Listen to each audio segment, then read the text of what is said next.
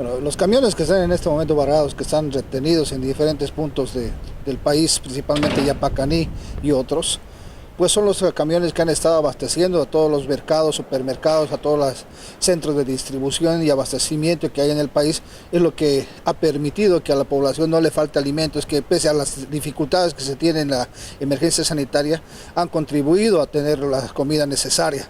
Estos camiones están trabajando en lo más necesario, en lo más urgente, que es el abastecimiento. La reflexión a la defensora del pueblo, le exigimos que vaya al lugar, pueda mediar, que es su obligación.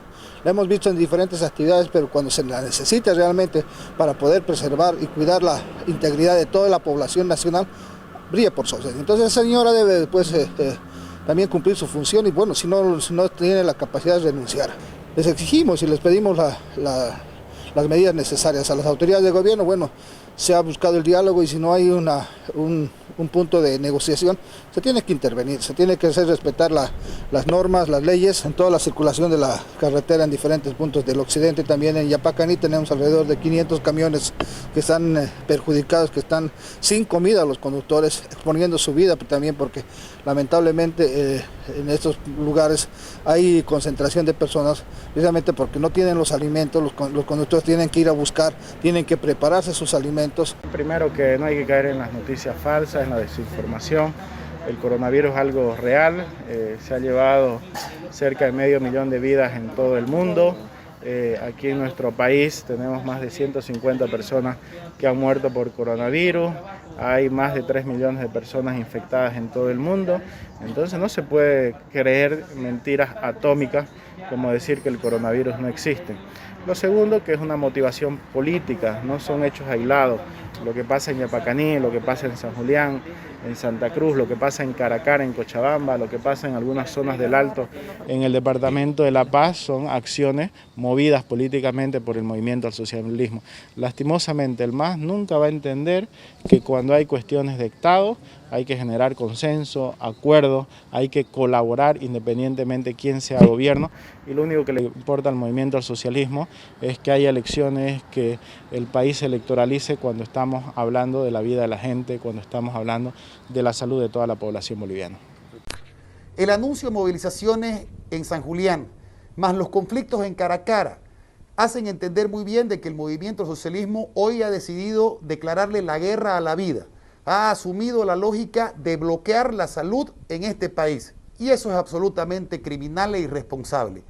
Los bolivianos hoy estamos viviendo uno de los picos más altos de los grados de peligrosidad de la propagación de esta enfermedad. Y tenemos que entender de que estas movilizaciones que hoy buscan no desestabilizar a la presidenta o al gobierno, sino desestabilizar la salud y la seguridad de todos los bolivianos, es un acto absolutamente criminal. Es por eso que he solicitado al Ministerio Público de que tome las acciones legales para revocar la medida de la detención preventiva a las medidas sustitutivas del señor Gerardo García, presidente del Movimiento Socialismo. Como también voy a iniciar las acciones penales contra el señor Luis Arce, candidato por el MAS, a estas próximas elecciones nacionales. Nos resulta absolutamente criminal de que hoy se busque priorizar lo electoral por encima de lo fundamental y lo necesario, lo vital, que es buscar cómo dar la mano amiga a las personas que están hoy enfermas y evitar la propagación de esta enfermedad. Hoy llevar adelante escenarios donde se generen conflictos es la muestra más clara de la irresponsabilidad de estos delincuentes que más temprano que tarde van a tener que pagar ante la historia y el país por sus actos. Estoy exhortando a esta brigada parlamentaria para que se constituya en un escenario de diálogo y de mediación en torno a esta emergencia y este bloqueo que estamos atravesando al ingreso del botadero de Caracara. Es importante arribar a soluciones que puedan resguardar la vida y la salud de los bolivianos. El bloqueo, que dura más de 8 días, básicamente es el cierre, ha provocado el cierre del botadero, que ha generado un foco de infección en nuestra ciudad, ha impedido el abastecimiento de insumos y alimentos en todo el Valle Alto, y lo que es aún peor, está impidiendo que se realicen las actividades sanitarias por parte del CEDES, como es justamente el rastrillaje de los contagios, reconociendo que ya hay 17 casos detectados en la zona donde se están realizando las movilizaciones. En esta brigada parlamentaria tenemos a 2 diputados que han sido electos por la zona, Estos dos diputados representan al movimiento al socialismo. Estamos hablando del señor Leoncio Janco y de la diputada Gisela González. La diputada Gisela González es la presidenta de la brigada parlamentaria. Ha sido electa por la circunscripción 22. Y por eso, si el MAS desea dar señales de que no están promoviendo estas movilizaciones, tienen que demostrar voluntad, predisposición y una actitud de colaborar en la búsqueda de soluciones definitivas para dejar de poner en riesgo la salud de los bolivianos, sabiendo que ya hay 17 casos detectados en esta zona. El gobierno en transición de la señora Yanine Áñez está preparando el terreno para un autogolpe aquí en Bolivia, bajo el argumento de conmoción interna para neutralizar las protestas de la ciudadanía que se ha visto reflejado en todo el territorio nacional. Esta protesta surge porque hay corrupción, prepotencia, amenazas y principalmente hambre en el pueblo boliviano. Y claro, quieren utilizar que hay conmoción interna en el país para sacar nuevamente a las Fuerzas Armadas y a la policía, que dicen que el movimiento al socialismo estaría detrás de esta desestabilización. Gran mentira. Punto 2.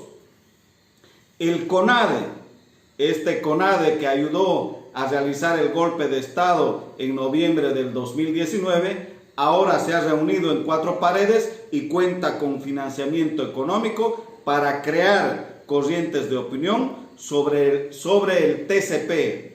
Le está exigiendo al TCP, al Tribunal Constitucional, que el voto de la ciudadanía y el campo tenga el mismo valor electoral. En otras palabras, nos están diciendo que las circunscripciones que no lleguen a la media aritmética de 98.441 no tengan representación. En otras palabras más sencillas, le vamos a tener que quitar circunscripciones uninominales a Sucre, a Oruro, a Potosí, a Beni y Pando. Entonces, evidentemente, estos departamentos van a salir a la protesta y ahí tienen este argumento de conmoción interna para que este gobierno en transición se quede eternamente. Y a nuestros candidatos del movimiento al socialismo los han metido presos, o a los youtubers también de la misma manera los han mostrado como vil delincuentes. En ese entendido, como punto final, es que han posesionado a sus voceros principales como ministros, porque ellos no están para quedarse un corto tiempo en este gobierno de transición. Ellos quieren eternizarse por siempre en Bolivia. Por eso es que hago esta denuncia, que están preparando el terreno para hacer un autogolpe.